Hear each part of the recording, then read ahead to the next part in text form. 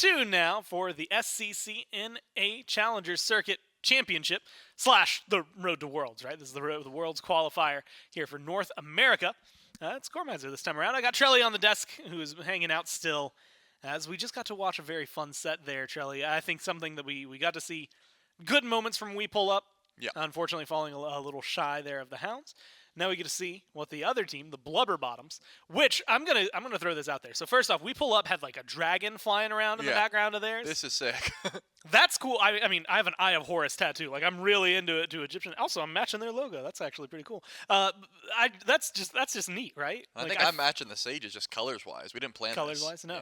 But it's like you're locked in a tomb. I don't know. It's really cool. I did an escape room earlier this year where it was like all Egyptian themed. It was really neat. That's my story of the day. I've burned it real fast. So no, but we can go ahead. Look at. I believe we're going to take a peek see at some of the brackets and how things have been running so far. Granted, we've only had one set, but this will help be a refresher first off for the Hounds and where things are going. Double elimination for the entire weekend. So We Pull Up is not out just yet. In fact, last week they're following a trajectory we saw a team named Personnel go through. Had a very big surprise at the bottom. The Hounds up towards the top, one win away from just advancing to the elimination stage. If you advance to the elimination stage, you'll be in a bracket pretty much exactly like this, just with the top 4 teams. And instead of advancing to the elimination stage, if you win, instead, what you're going to end up seeing is an advancement to the SWC group stages. So that's what the Hounds are looking for right now with their wins. Everybody's still in. And that does it for group number A. Number A? Letter A? Whatever. One of those. Group B is the other half of this one. And Group B is where we are going to be headed, right? We are separating these teams. A little later, we'll be watching the Tanuki take on the Storm. But right now, we are talking about the Sages taking on, I don't know a way to abbreviate their name. The Blubber Bottoms, I guess, is the only way to do it, because the Bottoms does not feel like the way maybe they want their name to be said. Either way, Blubber Bottoms, Trelly. We'll talk about them in a little bit. We'll focus in on the Sages first and foremost. This is a team that we actually talked about on the SCC waiting room. There's probably what I should have called it this morning when we ran that. Renjaru, Privative, Jangaru, Shortfuse, Dishonored, a team that individually, and I think I'm going to steal some of Billy's words here. You hear those names. Some of them will ring a bell if you've watched the SCC, right? But not all of them have the same like star power as Moswall or I mean, what we just saw, like Crimson, Oath, a lot of the guys that have been around for a while, either in conversations with the SBL or have played in the SBL. But when it came down to team play, they're one of the best ones. There's a reason they came in second, and it's just because they were really good at some of these late games coalescing as a team. Yeah, it seems like the mid adaptations they were able to make coming into this phase, the small switch ups between role swaps and things like that, really has meshed well for the Sages team. I think the addition of Dishonored has also helped them out a fair bit, just their soul lane play, being able to play through that lane, and I think his God Pool has also helped out the squad. So I've been very impressed with the Sages gameplay, and I think the Jangaru Renjaru 1-2 punch from these carries has been really exciting to watch. They have a ton of synergy already built up, as well as just both have that hard carry potential that you love to see from a carry squad like this. So definitely feeling confident. You got to imagine, I talked about in the first set of the day, it's hard to bet against the Hounds. Same sort of system here for the Athenian Sages, but the Blubber Bottoms do have a couple of those players with the star power behind their name, so maybe they'll be able to, fight back. And interestingly enough, we go back to last week, I think bringing the Hounds into this conversation with Hex Mambo, where it's like you come in, you're undefeated throughout Phase 3. If you're the Hounds, you're undefeated all year. I believe Hex Mambo had a similar track record. You have to be able to win first seed versus 8th seed, things like that. It was a lot closer for the 2nd through 5th teams in North America. I mean, we're talking, I think 3-2, 3-2, 2-3, 2-3, or something like that. A lot of very, very close matchups, head-to-heads coming into it, plus-minus coming into it to make sure that the standings laid out the way they did. And so the Sages, maybe a little bit of a closer matchup than they would feel comfortable. So, we said this a lot towards the end of last week, but we can maybe forget some of the seeding for a moment and just see how the teams lay out. Because like you said, the other team that they're going to be going up against, the Blubber Bottoms, Antìcs, Promise, Brìz, who we got to see earlier this year, slaaaaaaasH, who we got to see earlier, as well as ELLEON, who we've seen for years and years and years at this point. Fantastic players, and you have to imagine that if this is going to be a team to cause an upset, it feels like ELLEON in the jungle leading the way, Brìz in mid with what we've seen, out of this year, actually playing on the Sages at the beginning. Same thing for slaaaaaaasH. There's a lot of A, revenge chances for the players that are no longer there on the team, but B, a lot of chances for them to show what they've got. I wish Andy would just pick a role. He's back in jungle. He was support before ELLEON. He was mid even before that. Like ELLEON. But he was jungle before that. Yeah, he just wants to play all roles. Eventually, I'm sure I'll take a stab at solo or ADC, but regardless, I'm excited. I much prefer this player in jungle, just because I think it's more of a commanding role. It's more of a role that his type of shot calling can be put on display. And as you highlighted, Brìz and slaaaaaaasH we've seen before in this circuit, even on the team they're about to face, so definitely have some possible chance at revenge, but I think great players throughout. Brìz has always had this potential to hard carry a game through mid. A lot of the picks that Brìz used to play, certainly not in the meta currently, like the Uller mid we're not seeing anymore, but things like the Thought, the Merlin, the Agni as well. Brìz was playing well before the Agni buffs even came through. Those kind of things I think could bode well for the Blubber Bottoms, just because I think playing through mid could be a smart idea. And Antìcs, seen around the rank scene for quite some time, also has that hard carry potential in the duo lane. And then also stealing some intel that we learned if you weren't watching earlier today, Blubber Bottoms got DQ'd in the very first week, first rounded. Still managed to fight through the rest of the month for the SOC to be #1. Wow. And so to be able to overcome something like that and to best other teams who got to play in week #1, maybe a big deal, and something that I expect to see them showcase why they were able to do so when we end up getting into the game. But before we get into a game, Trelly, picks and bans will have to be on the way.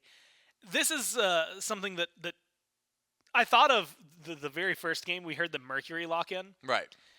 When I heard the Mercury lock-in, I immediately thought, okay, this isn't We Pull Up or this isn't Panda Turtle anymore.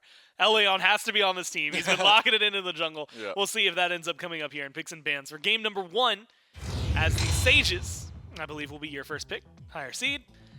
And it's also going to be curious to see if there's any sort of quote-unquote land meta, and on top of that, if they've adapted the way we saw Europe adapt to a lot of what the SBL has been playing lately. I see a Cabrakan that's banned at the very beginning, and admittedly Cabrakan in the SCC.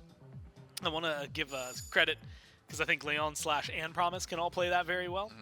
Has not been a pick that we've seen highly contested for over a month at this point. Yeah, if you're looking at big guards with walls, Ymir comes to mind well before Cabrakan does. At this moment, maybe ask a couple months ago, Cabrakan would have came in that conversation first, but it looks like the Sages are still fearing both of those guardians with walls, as the Ymir and the Morgan are going to be taken away, whereas Blubber Bottoms take away the Cthulhu, the Maui, and the Emoja, trying to stop what those guardians are able to do, all the while leaving open the Thor, a pick that has been extremely highly contested, something that Shortfuse can play, something that ELLEON can definitely play. Probably smart to grab it as quickly as possible. The Sages just want that dynamic, semi-global presence as well as great initiation. Thor, whenever he's on the map, you got to be looking at the sky. And the way that it was played last week, I mean, we saw it get not only prioritized into first pick, but on top of that, he was hard carrying. I mean, he was winning almost every single game Thor was in. He had like an 80%, 90% win rate for a while there.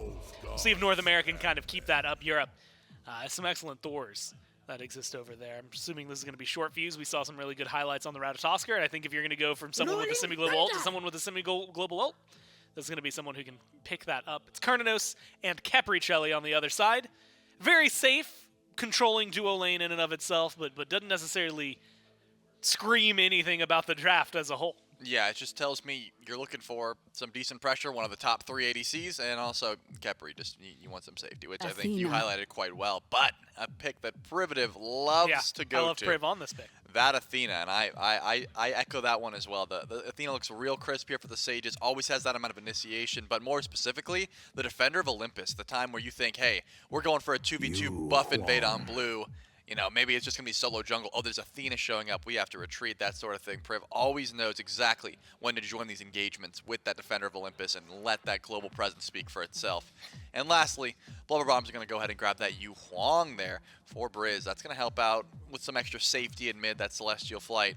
Make sure you can usually avoid the Anvil of Dawn if you're paying attention. And honestly, it's been a pick, excuse me, it's been a pick as well that has, in a lot of circumstances, been make or break for some of these squads.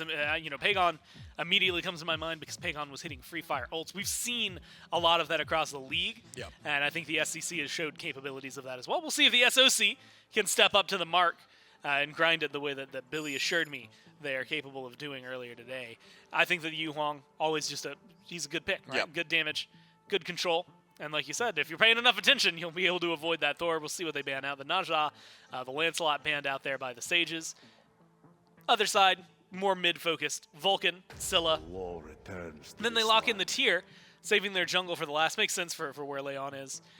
Get to see the entire squad, know what you're going to go into. Know you're already jungling up against the Thor. But you've got CC, you've got survivability, you've got good damage. I mean, so far, Blubber Bottoms are in a pretty good spot. Seems like it. The Guan Yu going to be picked up there from the Sages. Not what I expected. I guess when I'm watching the Sages, my mind just defaults to Nike because it's Dishonored and he only plays Nike, really. But look at Cthulhu as well, banned away, something I would have expected. But the Guan Yu is going to be the call, as well as the Morgan Le Fay. That's a pick that I think really slept on at the moment. Morgan Le Fay has a ton of control, sort of like Huang, but has that 100-0 potential as well. A lot of burst damage can come through this pick, especially if you're grouped up in a small corridor. So now we get to see exactly what Blubber Bombs will grab, presumably for the jungle, and it's going to be a set. This is one of those picks that can hard carry a game away if given the right space. If you're not prioritizing anti-heal, watching out for that Kingslayer, can be absolutely deadly. I mean, you've got good peel on this team, as well as a lot of damage from the backline, but I see a set, as long as your backline's playing safe enough, Huang's pretty safe, Cernunnos pretty safe. There's a free res that is going to be coming your way. You can dive pretty deep with that one. And Trelly, I'm happy you already mentioned it because the Morgan Le Fay threw me for a loop. I admittedly almost forgot she existed in the game. Have not seen a lot of Morgan Le Fay. We'll see what it can provide here in game number 1 as we jump to Sages versus Blubber Bottoms. Yeah, thank you so much. Your number 2 SCC Athenian Sages versus the top seed SOC Blubber Bottoms for game number 1 of our second set of the day. It's J-Mac, Mifflin, and Doug here to bring you the action with this one. And we'll just go ahead and probably talk about the most unique of the picks that got drafted up here in this Morgan Le Fay, something that when she was released, we saw a lot of Morgan Le Fay play. She's one of those top 3 mages. And then it kind of feels like Morgan Le Fay has just fallen off entirely, Mifflin. How do you kind of feel about the status of Morgan Le Fay right now? Well, ask me again at the end of the game. I'll have a more developed opinion because I'm of like mind with Gore in that I'd essentially forgotten that Morgan Le Fay was even in the game. But when you think about what took her out of the meta, it was some of the nerfs to early pressure. She wasn't quite able to keep up with the standard mages in wave clear. A lot of the assassins were coming into the meta. Morgan Le Fay, sure, decent self-peel, but still doesn't have a great matchup into things like set. Now, with some of the buffs, Morgan Le Fay might be able to hold her own. Privative in danger. If he would have got hit by the actual shot from Antìcs, would have gone down a little sooner. But with that shell coming through, is that enough to save his life? Renjaru shows up. Still some damage by Promise. Antìcs is not giving up this chase either. Priv is going to have to go all the way back. A body block by Renjaru may have just been enough to save the support's life. That was a costly retreat there for Priv. Shell going to be down for 2 minutes. Yeah, and so close to actually confirming that purple buff for himself as well. It was at 2 HP when Promise slammed it with the Hand of the Gods. So, Privative at least able to strip away the defensive capacity of the next rotation of purple. So if the Athenian Sages are able to reestablish equilibrium over in the duo lane and regroup for a push into purple once more, it'll be a little bit more difficult for Blubber Bottoms to confirm it. Shortfuse. My God. We always used to talk about Huang's first, few levels in the mid lane in that 2v2, and it gets put on full display there, forcing some of the potions out of Shortfuse to try and re-sustain up. This Huang and set combo in mid, he's beginning the better end. Jangaru, at least for now. ELLEON back in the jungle. We've been seeing a lot of swap rounds from ELLEON this year between, I think, mid at one point. Then he played support. Absolutely right. Now he's jumped back over into jungle. Back home. Which iteration of ELLEON is your favorite? Is it the jungle form of ELLEON? Look, ELLEON is a hyper-aggressive shot caller. Anyone who is familiar with ELLEON's career in general has seen the clips of him screaming targets in the middle of a team fight or yelling about where you want to go. And as far as I'm concerned, there are only 2 roles that facilitate that level of micromanagement, and it's jungle and support. So between the 2, I think ELLEON just having more experience in the jungle likely makes him more comfortable there, but otherwise, I'm not complaining about him in either role. Privative's tried multiple times to charge that dash to get out, but kept getting interrupted by Antìcs and Promise. We'll still be able to make it back to the lane, at least for now. Athenian Sages is a team that have had to kind of rebuild themselves up a little bit coming into phase 3, lost a couple of their players. They got the Scarabs treatment. Moved over to a few other. We've had a few teams throughout the SCC that have had similar levels of that, where they've had to give up 1 or 2 players a phase, had to make mid-season swap-ups here.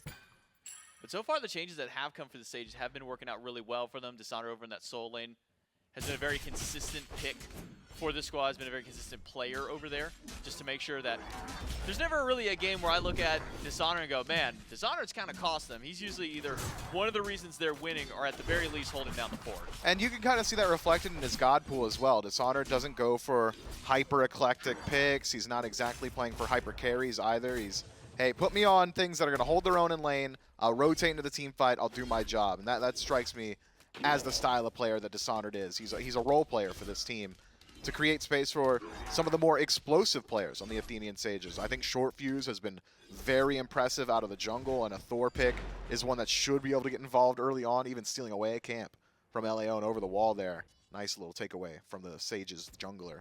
As well as Jangaru out of mid. I feel like he really has come into his own recently, finding these more aggressive stylings. Jangaru, maybe more than anybody else in the North American SCC, is willing to just walk up on the enemy red buff on his own. Probably won't see too much of that from the Morgan, but still potentially could if he establishes a lead. If I'm not mistaken, I believe a couple of these guys on the Sages were former console players together at one point as well. So you're going to see these guys kind of bring the light back now, joining over into the SCC. We've had a few players throughout history of Smite, whether that be into even recent times the Pro Leagues. Think of players like Baronic. Think of even Layers and Inbound were players that were all very tenured over in the console league and made their status joining over into the PC ranks. So you see an invade for the blue buff. Now ELLEON going to make sure to help take that one away. Successful invade by Blubber Bottoms, and a big dunk by Shortfuse. Erases ELLEON and sets up for a perfect double kill. Shortfuse on the board early for the Sages. That's tough, man. That is a dream scenario for the Thor. Privative on the other side needs to make his way out of here. Dash no good from Antìcs. Auto's avoided. And Privative now back through the lane, but watch this cutoff from Antìcs. Antìcs is going to get mezzed by Renjaru, walking away. No way. Priv charging ult. Is he No. going to get out to his mid laner? Privative lives through it all. Thanks to some of the assistance from Renjaru and great pathing by the support. Yeah, I mean, the pathing was just perfect there. Privative, the only way he avoids the damage is by working his way into that small left side jungle. The ultimate towards mid, so clean. Renjaru lands the Rolling Thunder to make sure Antìcs wasn't in range. It would only have taken one more auto attack to confirm that kill. Privative escapes by the narrowest of margins. And now the Athenian Sages, who are on the precipice of having some sort of fight back from the Blubber Bottoms, able to keep that 2-0 start. ELLEON aggressive in the jungle, able to steal away a bit of the back camps from Shortfuse, but not enough to close up that gap. This Thor, he's going to be a problem. It's a good thing that Shortfuse held on to that hammer for the escape from ELLEON. Kingslayer's not back up yet for ELLEON. That's going to be a little bit before we maybe see the set get involved once more. Opts to go for a little bit of extra cooldown early on, getting the Jotun's Wrath, compared to something maybe like a Crusher that can just get you a little bit of extra burn damage. So we'll see how ELLEON makes use of the rest of his kit as the game goes on. But it's been quiet in mid, and I wonder, is that more dangerous for Blubber Bottoms to allow Morgan Le Fay to just kind of free farm up?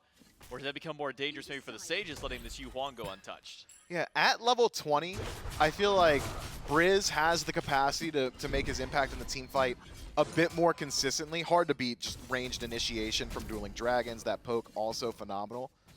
But based off itemization, Jangaru probably getting a bit of the better end of this one. It's Divine Ruin in first slot for the Huang, which is a lot of early penetration, some anti-heal, good amount of power, right off rip. Jangaru, though, elects to pick up that Book of Thoth, which means he's only going to keep getting stronger so long as he's left alone. made by Dishonored. Shortfuse, though, I believe he's up in the sky. Will he crash down with ELLEON? It's going to be 3 versus 1. The third not even necessary. As Priv gets the credit for the kill. slaaaaaaasH cut off on 2 fronts from where he wants to walk through. It's a 3rd kill for the Athenian Sages. This time the kill does go over towards Privative, though. Man, that's got to be a frustrating situation for ELLEON, where he's thinking to himself, I'm getting 3-man dove in my Soul Laner's tower, and this guy's just slamming blue buff. But I don't think there's really anything slaaaaaaasH could have done to prevent that situation. Talu Assault means Fearless isn't really going to connect. And if Fearless isn't connecting, your tier's not really doing a whole lot. So maybe the best case scenario there was for slaaaaaaasH to confirm blue, to the detriment of his jungler. Obviously not an ideal situation, as promised. He's taking a good deal of offerings here, but will he make it out alive? Well, jukes out 1 hit, slowed down, up the ultimate for 2 of them, and will get a revive of his own, but Antìcs has shown up to try and bail him out. Beats by Shortfuse, not enough damage, and the hammer does connect. And it's a killing tree for Shortfuse. The Dragons will slam him against the wall, but a taunt by Priv locks down ELLEON and Antìcs, and actually forces Brìz to use that float defensively. Beads also now down for the mid laner, and the Athenian Sages, they come out with 1. Man, the Sages are just outpacing the Blubber Bottoms all the way across the map, man. It has been aggression in Soul Lane. It's been counter rotations towards their Obelisk, and it is making it very difficult for the Blubber Bottoms to figure out where they want to play aggressively. It could be a byproduct of their composition, though. When I look at the core 4, excluding the Soul Lane of Blubber Bottoms, how are you initiating these fights? Is it promise every time with an abduct? Single target, puts him in the front line. Khepri generally wants to be a bit further back so he can get a full survey of the team fight. Make sure those Scarab's Blessings are connecting. ELLEON doesn't exactly have any CC either. Maybe that Dueling Dragon's the only consistent tool for the Blubber Bottoms if they want to get proactive on map. And even then, it's going to be a little while till this Huang hits another power spike. We talk about how strong he is in the early. Generally falls off a bit towards the mid, picks it back up in the late game. And we're approaching mid game now, which means Athenian Sages likely will just maintain their pace.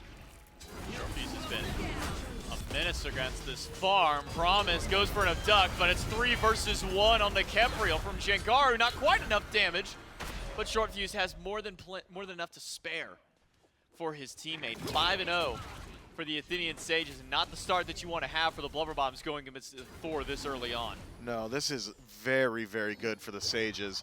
We're 10 seconds away from Pyromancer respawning, and plenty stacked up on this side of the map. A good taunt from Privative, connects with ELLEON, who goes in. It's a 3v1, but he's got some backup, some good damage to the Skewer. Dragons don't connect, though, and up in the sky is Shortfuse. Where will he crash back down? ELLEON now taking a lot of damage throughout this fight. Dishonored drops.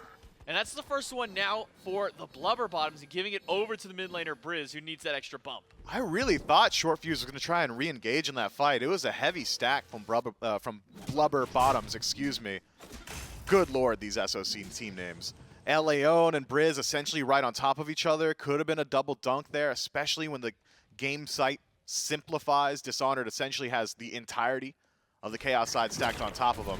Shortfuse says, hey man, I'm 4-0. If I die, it's essentially a gold fury for whoever kills me. Just going to go ahead and disengage and play it slow. Does so. Now, another fight around a Scorpion. Jangaru pushed away. ELLEON leaving Jangaru to slaaaaaaasH, but is that the right call? Is he out? Shortfuse goes down. Jangaru goes for the ultimate, gets a little bit of sustain back Good there. juke. Jukes the Lawbringer. Third swing doesn't do enough damage. ELLEON wants to go back in, but not going to like to dive under the tier 2 tower. That'll be a picked onto Shortfuse plus a blue buff invade. Blubber Bottoms finding some footing in the mid game here. Have kept the gold lead pretty close as well. Athenian Sages have not put themselves in the best position, considering how many kills they'd found throughout the early. Experience actually favoring Blubber Bottoms at this point as well. Full level lead for Brìz and mid. ELLEON has been able to close up a good deal of that gap too. Dishonored slightly behind on slaaaaaaasH.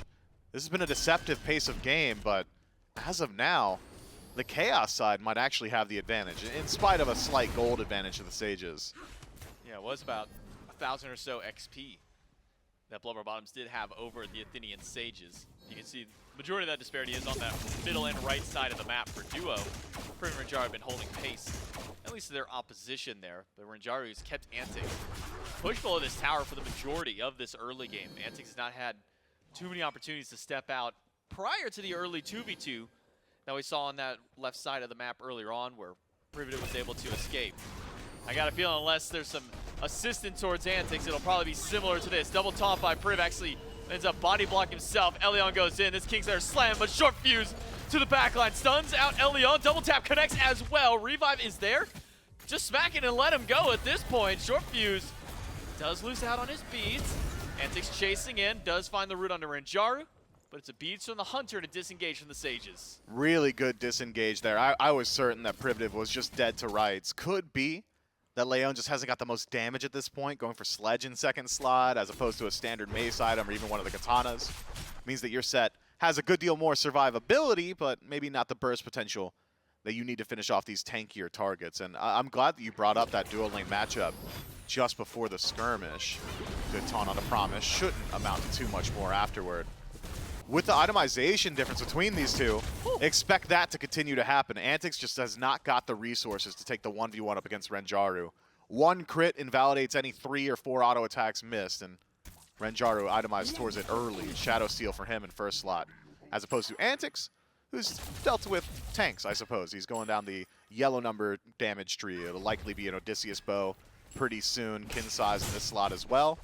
Once we start moving in towards objectives, the Sages will have superior burn, but in the team fight proper, Antìcs should have a little bit more AoE damage and the ability to stop Dishonored from just walking down that back line. Shortfuse jumping over into that fight earlier on, had a good ult to stop Promise in his tracks, kind of cut off the path for ELLEON, forced out a few more kind of necessities to try and go for that chase down. Even the ultimate from Promise used during that fight to try and potentially bring ELLEON back to life, but just ended up being a disengaged tool for the jungler of Blubber Bottoms. And I think probably a lot of these team fights, Myth, I imagine we'll be expecting to see a lot of bait out the Scarab's Blessing, see who can force out of a fight early on, and then maybe go for these re-engages. You see the right side, Shortfuse boxing against ELLEON once again, but the damage output on this Thor going for triple Mace Tree start. Just a lot of initial burst. It's an early Titan's Bane as well, which means that he is essentially doing true damage at this point, even with Warrior's Bane. 10% enough, I think, that this Thor is a massive threat on map. Double tap probably doing upwards of 60% of any of these squishy HP bars. And the Berserker's Barrage immediately afterward. Incredibly threatening. Pyromancer pulled out. Blubber Bottoms have a couple that could rotate through. Seems Brìz has figured it out, but will not be there in time. Athenian Sages take the Pyro. No response from the Chaos team this time around. And for the first time this game, a much more solid gold lead. Athenian Sages put themselves in a very good position.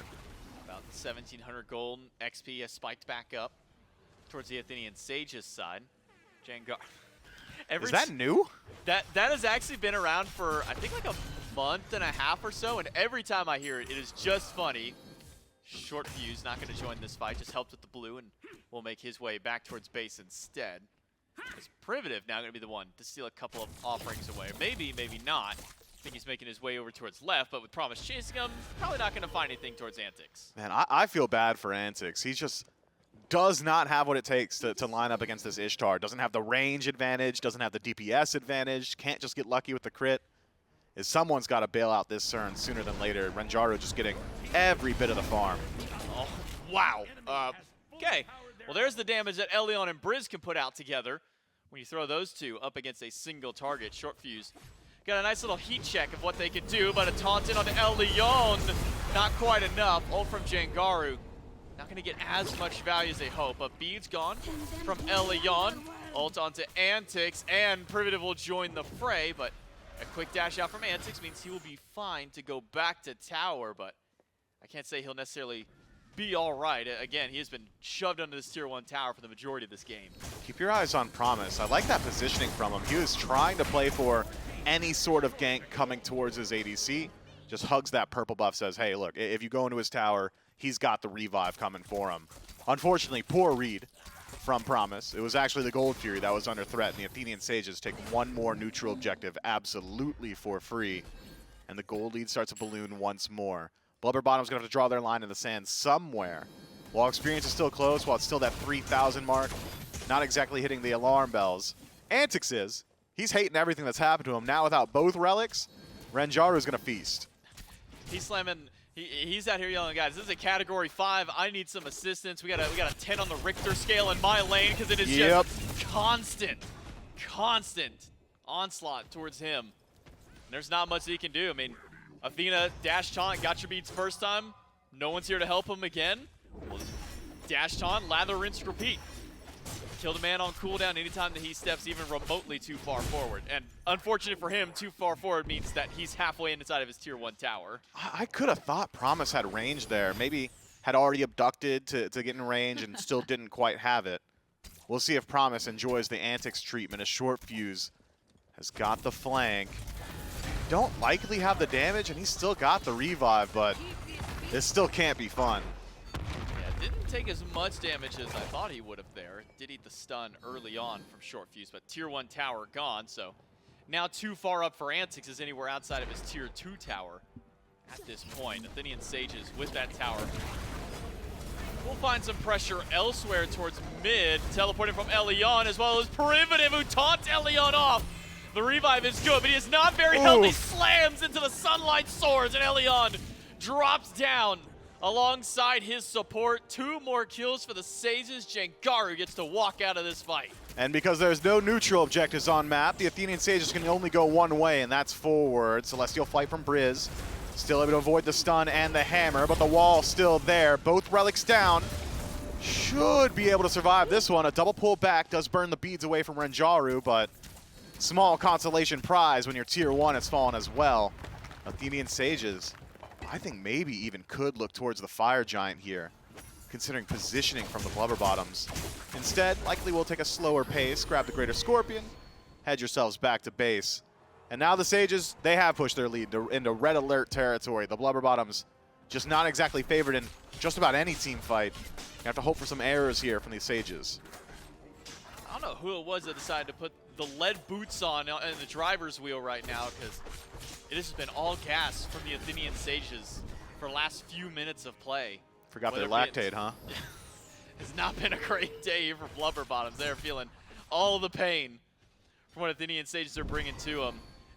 Really, it feels like ever since that Pyromancer went down, that's just kind of been the dial up for the Athenian Sages, able to kind of kick things into high gear now. 6,000 gold in the lead for the Order side team. And for Blubber Bottom at this point, I mean, where is that line in the sand? I mean, at what point and where do they even draw it for themselves? Tier 2 towers, Fire Giant, this Pyromancer, it cannot get any better for Blubber Bottoms unless they're able to prevent the Athenian Sages from pushing this lead. And I know Pyromancer isn't exactly a massive resource, but considering the damage check we just got, Shortfuse shows that he can bleed. Blubber Bottoms has certainly got some form of DPS, enough to generate threat.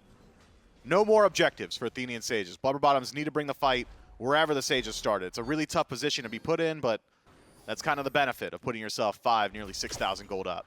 Slash will be fine, but Pyromancer started. Taunt by Priv on towards Promise, who's already at a quarter HP. He's got to back out of the fight. But Pyromancer is still started up by the Sages and will be confirmed. Slash dashes forward, but not going to get too much more beyond there. Where will Privative target next? He's got that dash channeled. And a taunt could take someone away, just like Shortfuse. Losing the 1v1 against Brìz, the 2-1 combo of the mid laner. On this Huang, really starting to get the damage numbers up there for his team.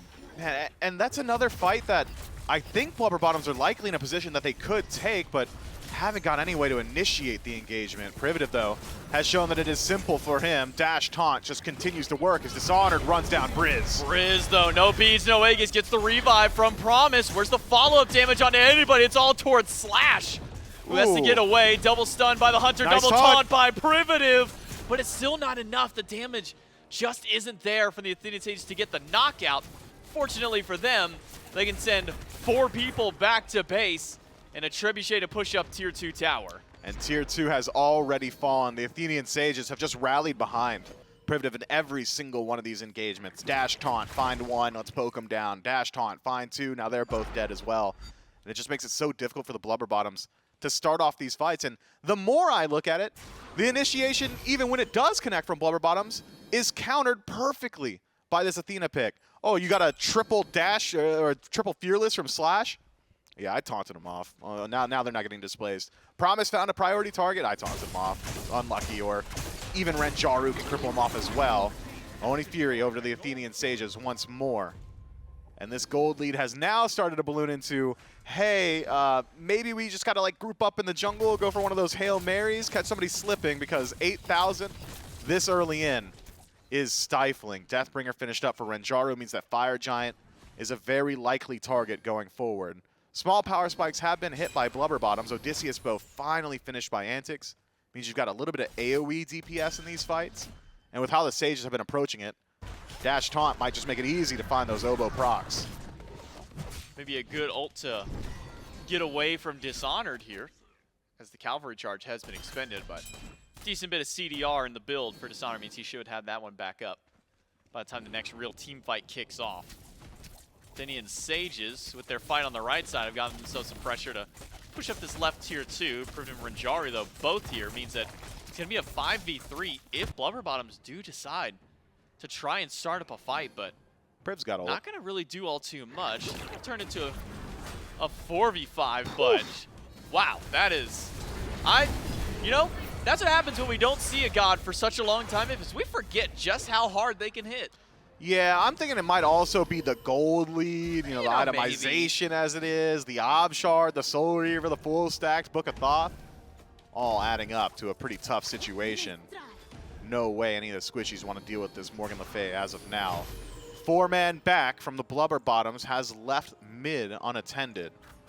Fortunately for Blubber Bottoms, Athenian Sages will not be walking in there. Instead, it's all about farming on map. I'd like to see the Sages just go ahead and group up on Fire Giant. Head back to base, get some vision on map, force another fight. Blubber Bottoms, not exactly in a position where they can say, hey, look, our defense is great. Even if they get Fire Giant, we'll hold them at Phoenix. That's not exactly how this one's going to pan out. So instead, if the Athenian Sages generate threat on fire, there will be a response from Blubber Bottoms, and it's one that the Blubber Bottoms just are not favored in.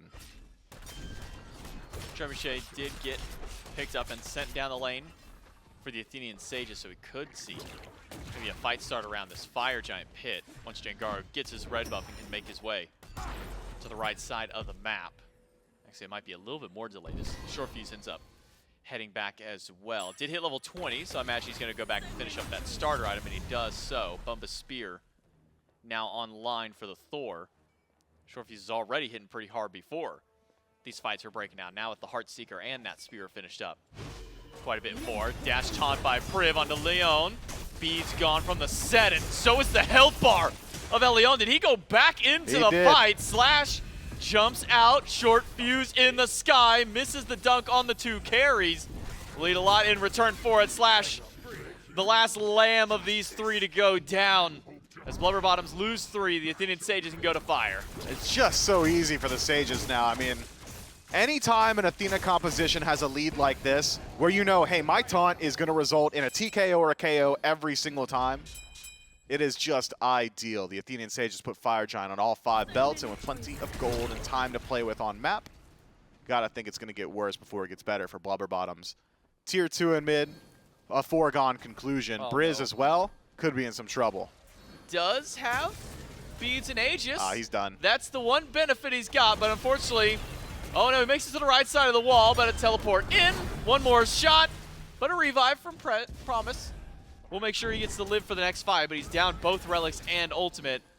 Not ideal for a Huang. As the Athenian Sages will move towards mid, take away the last tower still standing on the map for them. Yeah, had Shortfuse just use the wall for the wall instead of for the damage, I'm pretty sure Brìz just falls down there. But with Promise so close by, likely still keeps it interesting. Regardless, Scarab's Blessing gone, both relics off Huang, and ELLEON doesn't have either of his relics still either.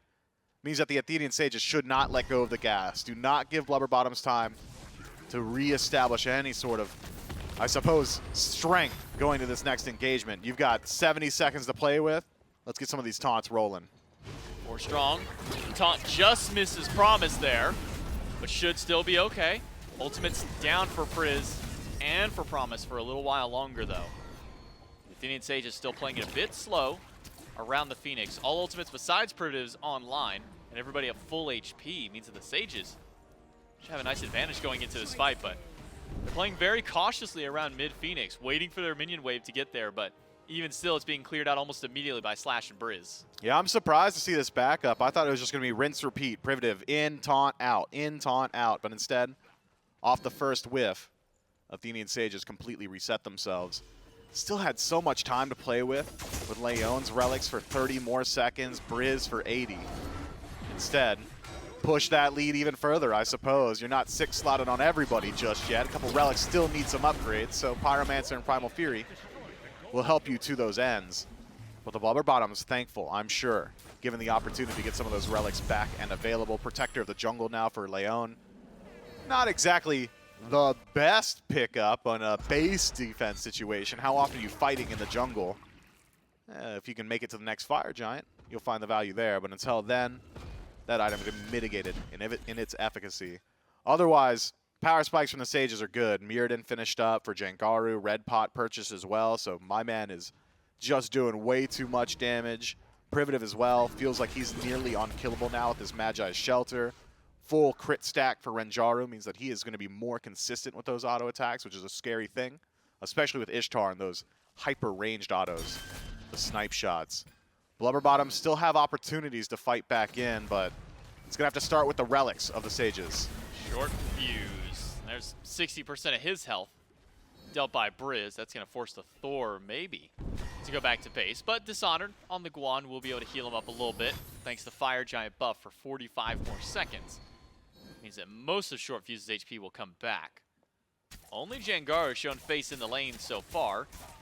Well, now Jangaru. Did I say Renjaru? Renjaru, Jangaru, they both have shown up now into the lane. Either way, you're right. We'll see how long it takes them to actually push this Phoenix, if they even do at this point. They got one minion wave. It'll likely be their last opportunity before Fire Giant falls off.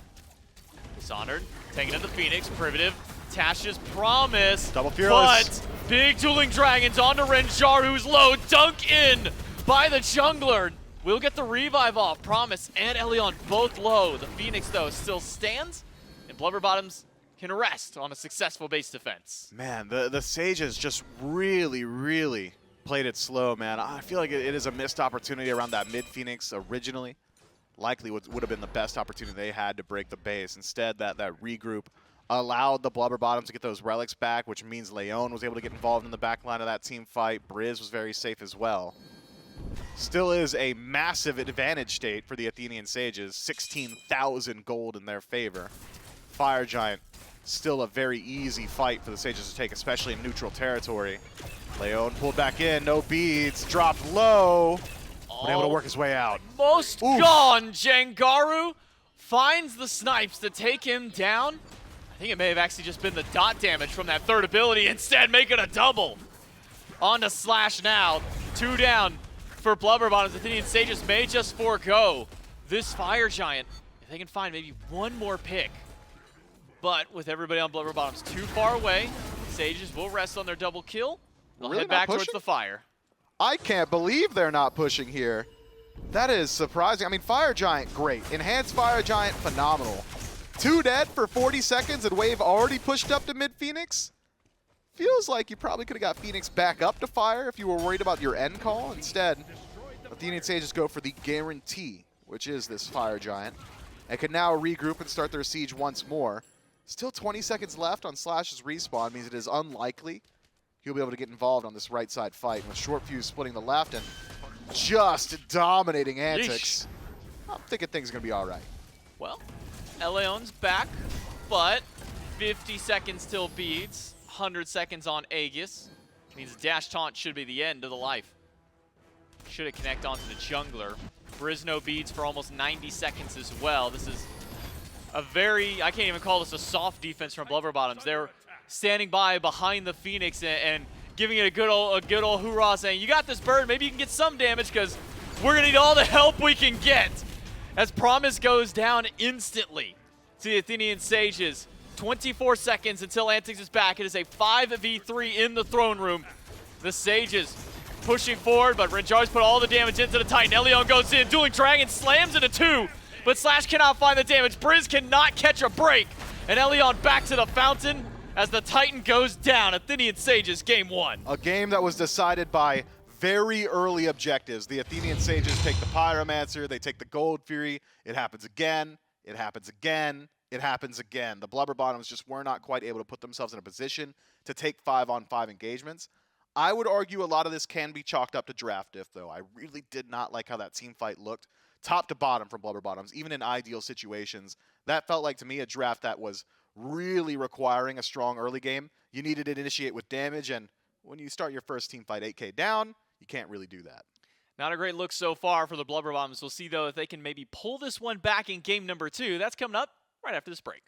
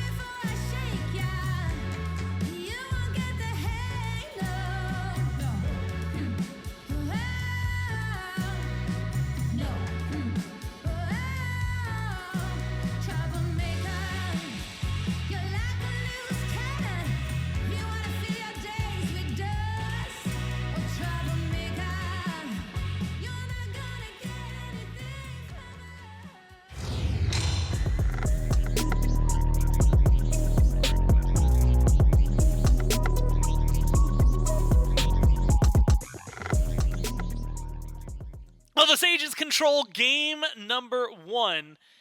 And Trelly, they look good doing it. And you know, it's one thing, Athena, I think, has been on the rise over the last few weeks. We've seen it a lot more in the SPL.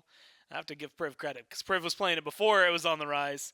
Now that it's on the rise and looking good again, it's even easier and even better over there for the Sages. Of course, if you want to look good, you can go to shop.smiteproleague.com or shop.hi-rezstudios.com/SPL to pick up some of the official team hoodies for your favorite SPL team. Of course, all brought to you by Skulls. And we've got something going on, because not just with the hoodies, but with the t-shirts, with the jerseys, anything like that. If you purchase any merch from the store this weekend, then there's an option if you are attending SWC that instead of having to worry about shipping, especially over the holidays, because it's going to get hectic, especially if you're not at home, you might just want to be able to check this one because it will allow you to pick up your merchandise at the Smite World Championship if you are attending. And so if you're going to buy a hoodie, one of these beautiful 8 hoodies that's in front of you, any of the t-shirts or the jerseys in store, and you're attending the World Championship, and you want to make sure that you have that specifically when you're going to need it most while you're watching your favorite teams play, or at least in this case, if you're a Dragons, Bolts, Kings, Leviathans fans, those hoodies, absolutely guaranteed if you're going, you want those delivered there so that you can wear them. Same thing for the jerseys. But make sure you get in on that. And again, shop.hi-rez.studios.com/SBL or shop.smiteproleague.com will get you to where all that beautiful merchandise is. If you missed out on it, it's Gort's Trelly again. And as we were saying, getting into this, it was another beautiful game from the Sages. Oh, yeah. I'm also going to take a pause because I'm seeing it out of the corner of my eye over there. The color scheme of these two teams is very, very visually appealing as a backdrop. Yeah, it looks nice. That's what I'm saying. I've been commenting on all the SOC ones. They look so clean. Well, now it's over there. They look so clean. Love the backdrop. But I will say, watching that Sages game seemed to me like it could have ended 10 minutes prior. I mean, 20,000 gold. Could have gone faster. They had so much pressure. It just seemed like Shortfuse could do no wrong on this Thor early on. Found some deaths, but as the game continued, just did not seem like there was anyone who was living. If this Thor initiated with an Anvil of Dawn, I saw later on in the game, at level 20, when Antìcs beats and Aegis and still got 100-0'd by this Thor. That just goes to show how far ahead Shortfuse was and the rest of the Sages. So, like I said, if you're going into 24 minutes with this much gold, you're probably looking to end a little bit earlier. But the Athenian Sages played it smart, was very impressed with Privative, as per usual with the Athena. Good engage for the team, and also, per usual, the carries were always there to follow up. And I got to give a shout out to the Morgan Le Fay for a god that I almost quite literally forgot was in the game. If you had asked me to list mages, she probably would have been the last one I remembered. This was a really good game from Jangaru. I mean, a lot of good damage. You had mentioned the control, the safety, a lot of it that Jangaru was able to bring. Honestly, kind of won me over. I mean, you had mentioned that you would wanted to see more of her, or expected to see more of her. And now I'm a little upset that we haven't been seeing more of her. You're that was on board. A really good game, 5-0-6. Yeah, he won me over. Yeah. 1-0-10, and then 3-0-8. A bunch of goose eggs in the death column there from Jangaru down for the Sages. Feels really solid. Man, just plays real clean. Only 1 death there for Dishonored, 2 picked up for Shortfuse, but like you said, the amount of damage Shortfuse was able to put out, criminy, half the damage that Jangaru was able to put out, but still, felt like it was a lot at the time. Now seeing it in perspective maybe showcases exactly what you said, that Jangaru and Renjaru having a hell of a game. Oh, they definitely are, and this is what I was talking about. This is the kind of damage that Morgan Le Fay is able to do, especially for a pick like Set. You have to imagine ELLEON's job is to get to Morgan Le Fay and try and auto-attack her. And she goes, oh, you're knocked up, you're pushed away, or you get closer, you're feared again, and now I'm super fast and you're slow. It's just a terrible time to try and gank, especially as a melee assassin to Morgan Le Fay. So I think just a great pick, and kind of slept on at the moment. Hopefully we see more of that. But back to the drawing board there for the Blubber Bottoms. Well, and the real question is going to be whether or not the Morgan Le Fay, despite the fact that it has not been a very high pick, is going to warrant something like that in picks and bans for game number 2. Swapping sides here, Blubber Bottoms are going to be your first pick team. And what will they want to get rid of? I mean, last time we had a lot of wall-oriented gods that were banned away. The Maui was on that list, your Yamoja, your Ymir, and your Cabrakan.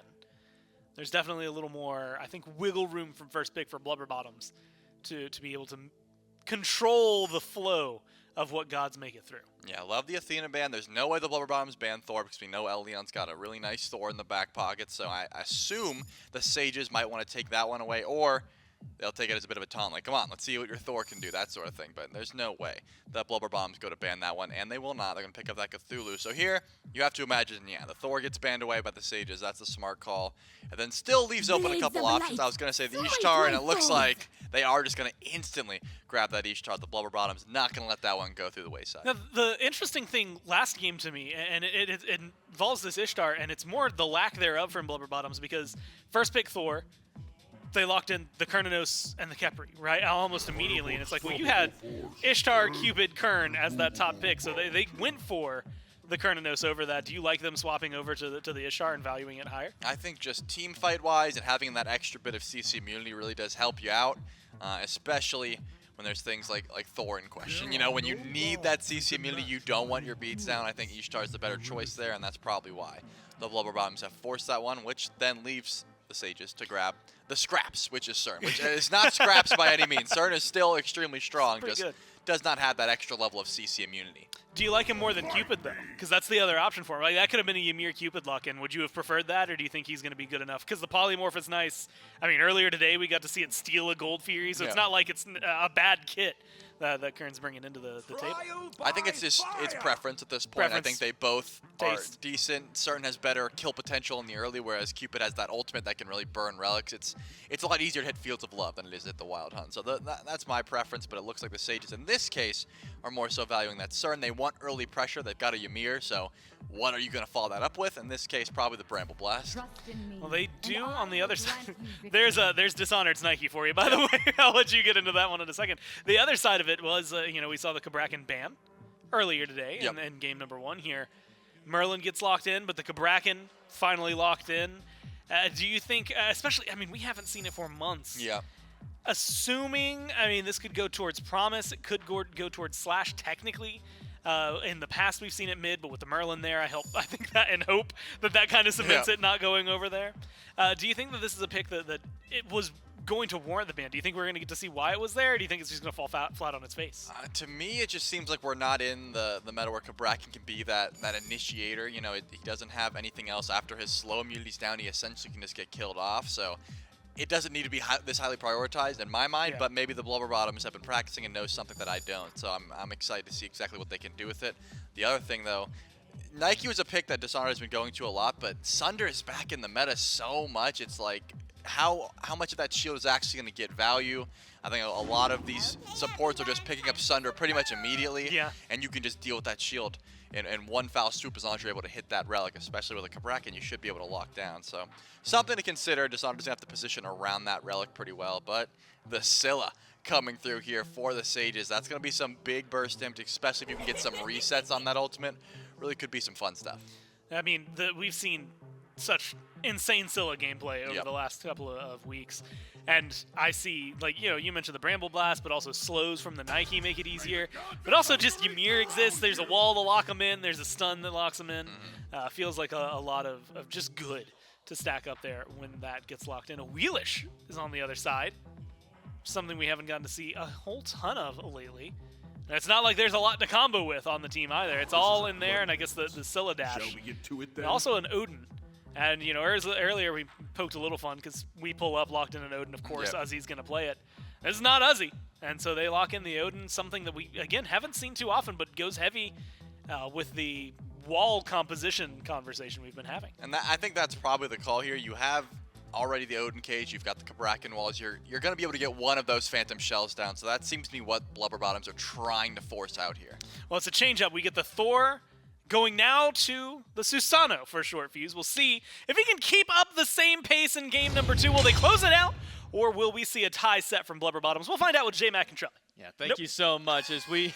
No, Trelly's over there. I got Mifflin. Don't worry, Miff. I got your back joining me. I'm wearing like a Trelly-themed shirt today. You know what? That is true. Who stole whose look is the real question. I mean, I've been here longer. That is fair. That's right. That's right. I do like the half and half shirts that you get. The one call that's like them the half stripe on one, and then you get the other pattern on there. We'll say those are always nice shirts. I appreciate it.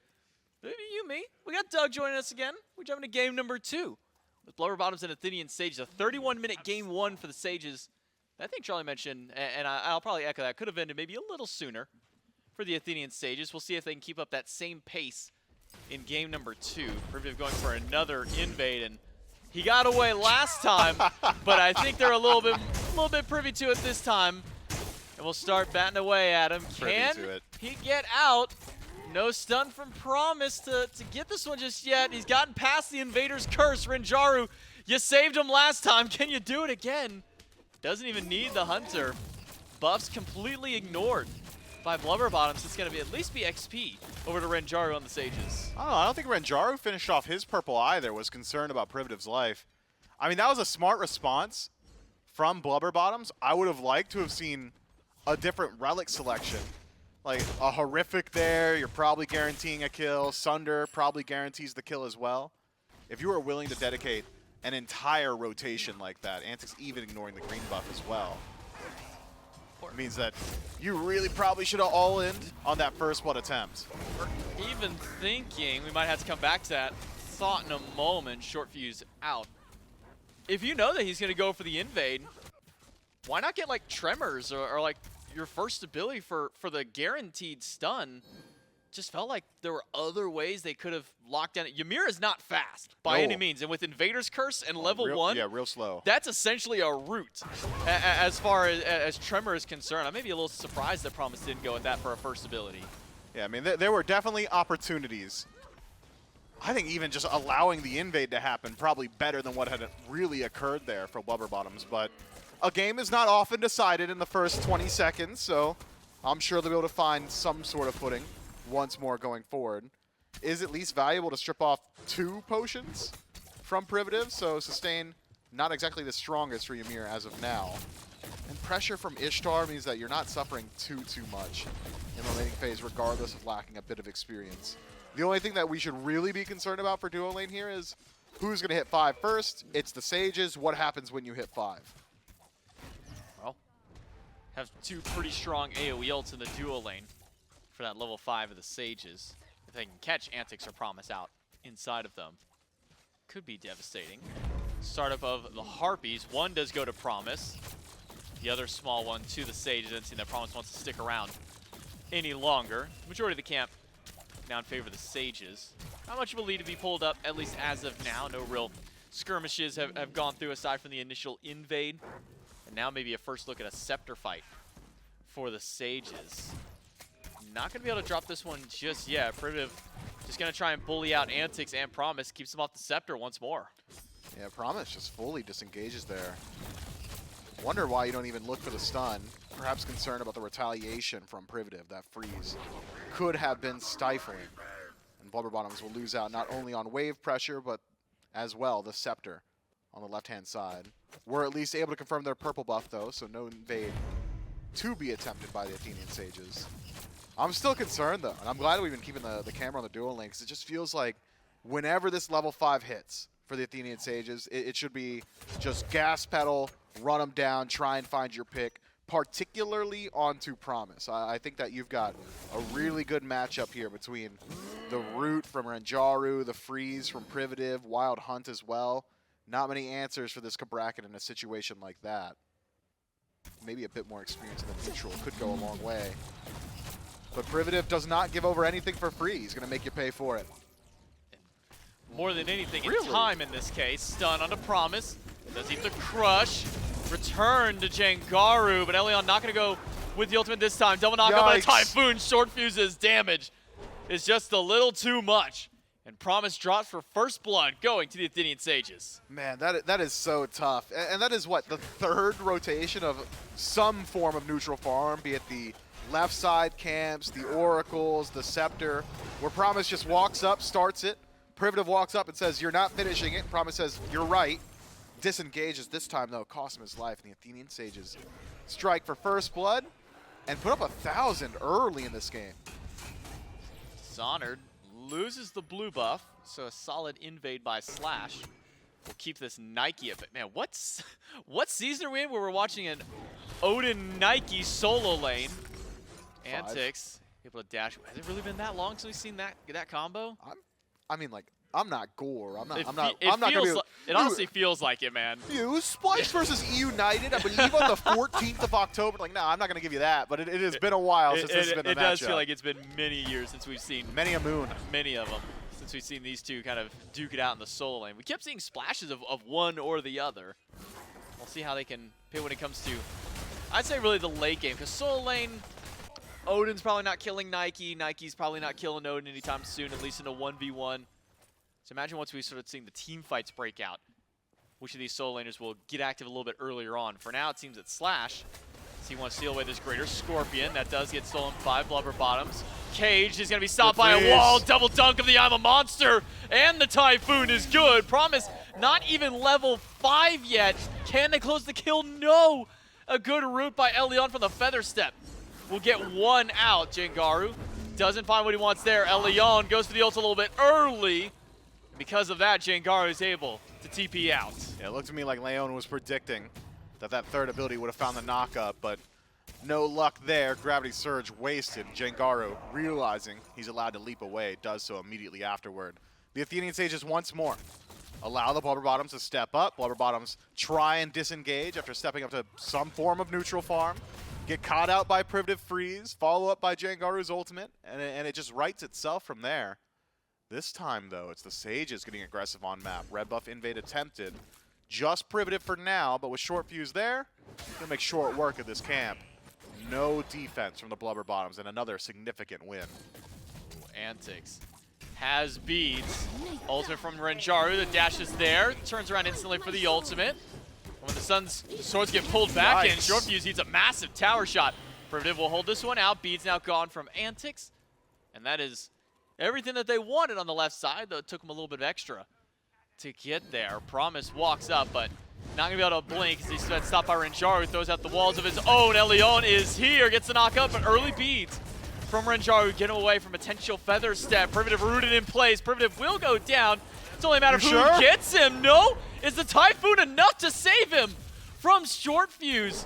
Somehow, the support of the Sages makes it out thanks to the help of his jungler. Mail of Renewal goes absolutely crazy. Privative, fortunate that he gets to walk away with his life there. Leon just not quite enough damage at this point in the game. Cabrakan being as behind as he is, about a full level, maybe one more point in a Tremor or the second ability. Could have net the kill there, but instead, it's a clean retreat from the Sages, but one that is costly. That rotation initially only getting the beads off of Antìcs. In exchange, you lose your shell and beads from Renjaru, so both sides have some sort of opportunity to rotate back towards duo and potentially take out a Hunter. Wall, no good by Privative this time. As Promise is able to walk away from that one. And a purple buff will go to Antìcs, who has just been on the receiving end of so much aggression from the Sages. Game number 1, Antìcs was pretty much locked under his tier 1 tower. He's gotten to have a little bit more freedom this game, at least being able to walk up to the middle of the lane, but as soon as he does, there were 2 the Athenian Sages rotating over to help out the 3-man gank. Renjaru gets a big root onto ELLEON. Bees early from Jangaru, but not going to get pulled in by the ultimate this time. Good timing on the purification there from Jangaru, gets him out. That's a classic Leon play. Hey, I'm not exactly favored in this fight. Like, maybe it's not the best timing, and if anybody's nearby, I will die for jumping on you. But if it is a 1v1, I'm going to hit my buttons. I'm going to hit them well. And Leon able to force out a whole lot of resources from Jangaru.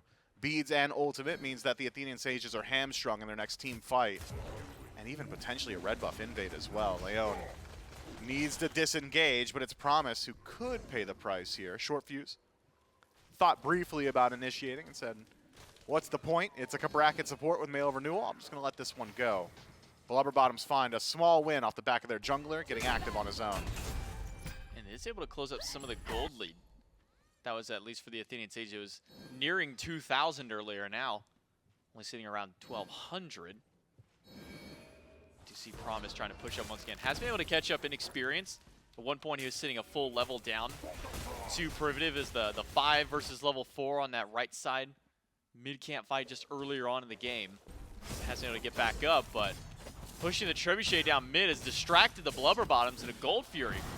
For the Athenian Sages, this one's going to go unanswered, at least for the moment, by Blubber Bottoms, but Pyromancer is going to spawn in a moment. They could try and push for this one. They've got 3 players on this side of the map. Yeah, but the rotations as they are, Jangaru already on this side of the map again, and Pyromancer just now spawning. I think Blubber Bottom's right to go ahead and leave this one be. There's high steal potential with Jangaru nearby. You got to assume that Privative's making that rotation as well. He wasn't, but you have to assume. And so Blubber Bottoms missed this opportunity. Just show up to the Pyro a bit too early and get punished for it.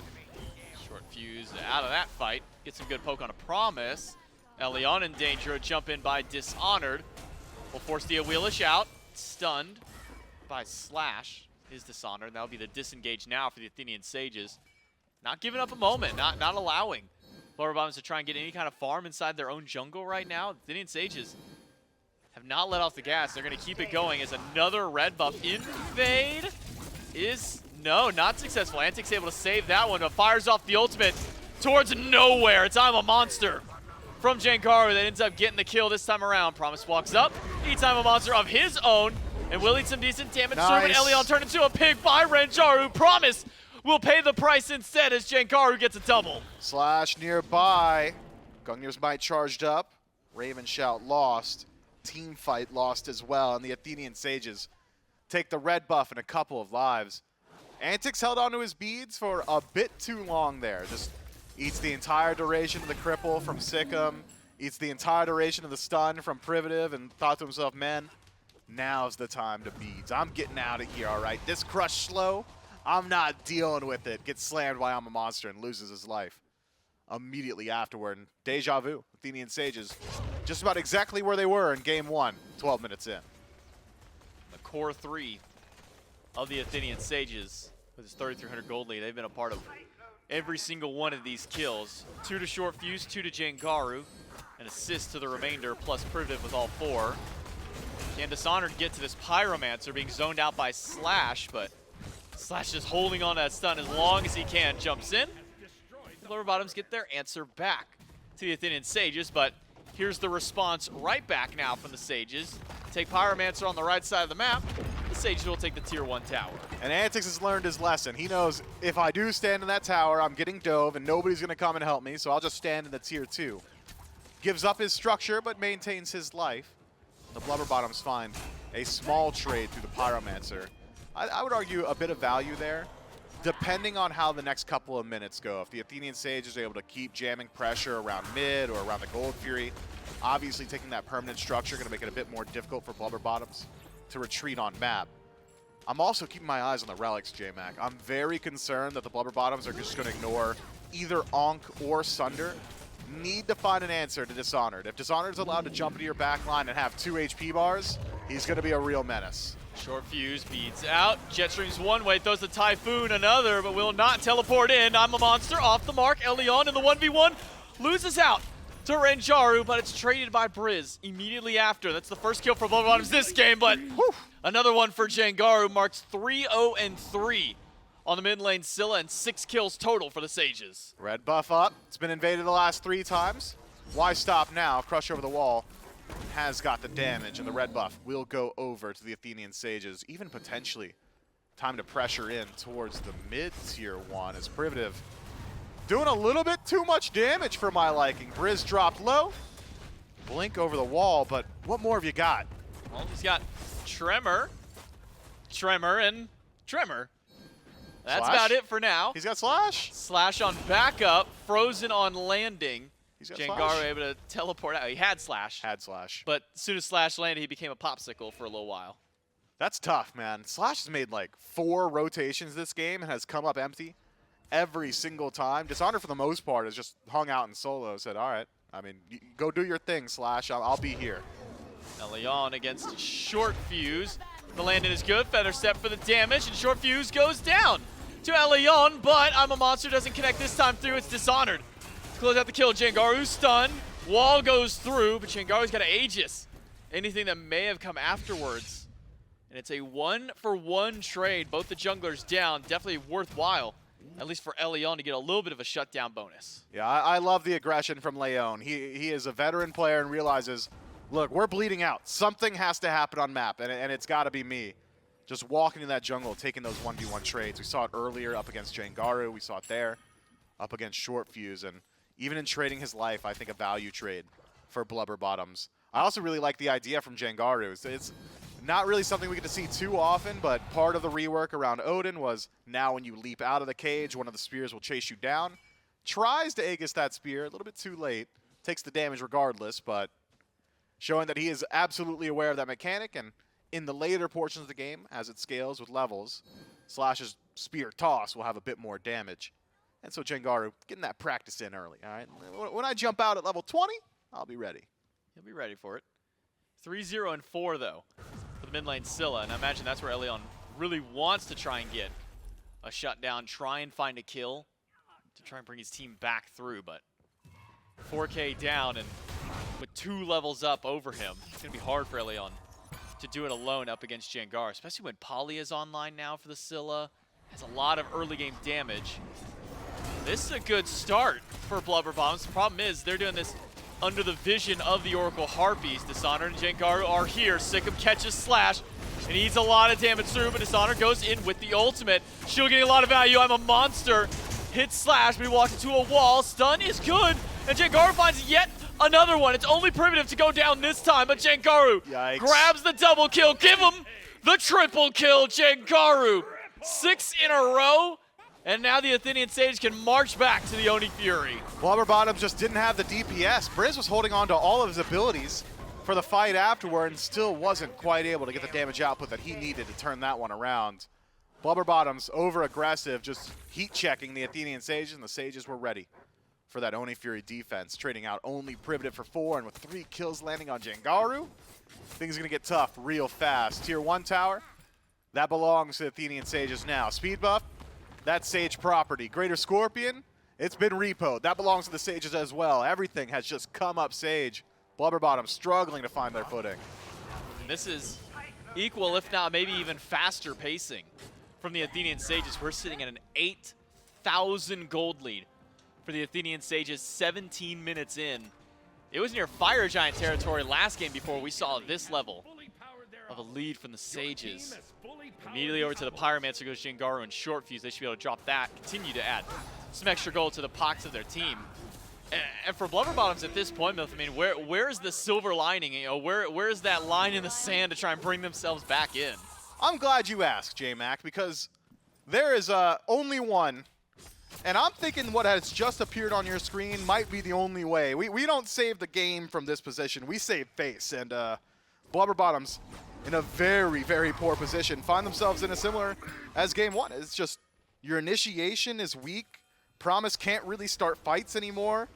Slash not exactly generating a whole lot of threat. I'm looking at relics. We still don't have a Sunder, so Dishonored's going to have 2 HP bars in legitimately every single fight. Okay, yeah. Oh. Blubber Bottoms. F6 in the game for a reason. I won't fight them on it. That was their silver line. They said, you know what? We don't have to play this one anymore. We can just say, you know what? Let's just move on to round number 2. You can't make me. I won't die 10 more times. So we're not gonna be bullied any longer in this game. We're gonna close out of that one. Maybe get a reset of the mental, kind of reset their momentum. Because they still got another chance. Remember, it's double elimination. Yep. It's the SOC team not out yet. You still have a chance to fight back in the lower bracket on their side of the group. Be joined, at least on the opposite bracket there. Their other counterpart in the SOC wasn't able to get their win earlier on. The Indian Sages just look good. I think it's the best way to sum up game number 2 for them. That's it for me and Myth. We'll throw it over to Des to break it down. Yeah, you know, they mentioned it going into that surrender vote jumps up on the screen. There's like an 8,000 gold difference, and then by the time it actually goes through, there's a 10,000 gold difference. Yeah. No kills had happened. Nothing crazy happens. The Sages just control game number 2 that time around, Trelly. And I'm gonna give this a special, thank you to J-Mac, but also to Mifflin, who I misnomered at the very beginning of that one, so I had to make up for it. Very exciting gameplay if you're a Sages fan in this one, right? It's just a lot of them, and honestly, specifically Jangaru coming in and saying, all right, yeah, you want to see something, popping off on the Scylla. Yeah, it definitely was, but I do want to touch on real quick as to what we said. As you called Mifflin Trelly, Mifflin said, I'm wearing a Trelly-style shirt, and then he said, oh, but I've been here first. If it's a Trelly-styled shirt, it's probably Trelly-inspired, just saying. But I think you're right. The Scylla was popping off. Jangaru looks very there's no argument. That's he what I'm called saying. it a Trelly-style shirt. That's what I'm that trying. answers the question. Yeah, that's what I'm saying. But I think that it was just a very dominant, not just game 2, like the entire set here played by the Athenian Sages. And I think what J-Mac said, the Blubber Bottoms didn't want to kill their mentals for the rest of this tournament. They still have more games to play, and just getting farmed here by the Scylla and the rest of the Sages probably wasn't the best look for them. So, you know, just trying to keep their minds clear for the next one was the call. And unfortunately, I mean, I was worried about Dishonored playing Nike because I was like, oh, this could open up some doors for the Sunder later on where this Nike just cannot get that shield.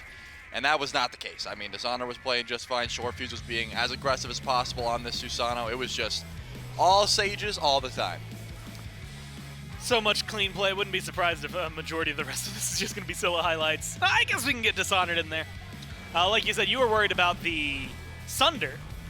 Mifflin had even mentioned it, but 18 minutes in, surrender vote comes true, and there was not a Sunder online just yet. Instead, you were getting Insane ults, good lockdown, good damage. The entire team playing well. But special shout-outs just to the Scylla for the amount of damage that was out there. And that was missing abilities, too. Yep. That's, I mean, still insane cleanup for what was going on. Yeah, there was a lot of damage coming through from the Scylla, and that's what I'm talking about. After a triple kill and you realize, hey, I'm pretty sure that pick only gets better as the game goes later. Maybe we start thinking about different 6-0 opportunities. Scylla makes you start to reconsider a lot of things Yeah. in life. And there was a point where ELLEON almost was able to pull Jangaru with the gravity surge. Like, it was pre-beads, dash out, the Sentinels at max range when that ult came through, and it was not able to pull. And that's also got to be a mental tilter, because another kill onto that Scylla maybe changes how much damage for sure. that fight happens, or that triple kill happens. You know, you're not having as much itemization online, things like that, but was not the case. And Jangaru with those poly shots, full obsidian shard online, yeah, the Scylla was looking pretty scary there. Well, it puts us in an interesting position. Well, your 1 and 2 seeds continue to move on, so that's maybe not too surprising. Both now 1 win away from advancing to the ELLEON stage. So for those of you wondering, that means that on Saturday they will guaranteed put themselves in the top 4. Goal trying to get into the top 2, right? Trying to leave this one. Still have a little bit of room for them to go before they can even get there. What we can do is look at the brackets, specifically looking here in Group B first, so you can see what just happened. The Sages, as now mentioned, match 8, so they'll be playing again tomorrow, potentially advancing to the elimination stage. That's where you want to go in these initial 2 groups, to be in the top 2, make it to the top 4 total, because that's how you get to the SWC group stages, or at least that's a step closer, the SWC group stages. Later today, we're going to be watching the Tanuki take on the Storm. That's going to be match number 4. But before we get to that, we'll look at Group A, so you can see exactly what match 3 will be, and where these teams have to go for their pathing. Wardens and Weavers. It's about to come up. A lot of goals, though. Winner of match 7, winner of match 9 in this case, and then 8 and 10, I believe, from Group B are the ones that you want to see. Everybody else will get eliminated. We'll go down from 8 to 4. That'll be about halfway through Saturday when we knock them out. I think 2 teams get eliminated tomorrow, 2 teams on Saturday, 2 teams on Sunday. And so a lot of pressure starting to mount for these guys already, the ones who have eaten the losses today, the 2 SOC teams, Trelly. A little bit of work to do to bounce back to make sure that they can keep their tournament live a little longer. Yeah, I think looking for early pressure, probably the name of the game from now on, realizing, hey, we want this comp to come online at level 20 later on. Probably not the best idea. You want to come out swinging, especially in the underdog situation. Well, last week, Personnel surrendered 2 games on their debut and then made a small comeback, but a comeback nonetheless later on in the tournament. We'll see if Blubber Bottoms or We Pull Up are capable of doing something like that, but they're going to be playing tomorrow. For right now, we're going back to Group A. We're going back to the Wardens and the Weavers. We're going to kick it to a quick break, and then we'll play that set.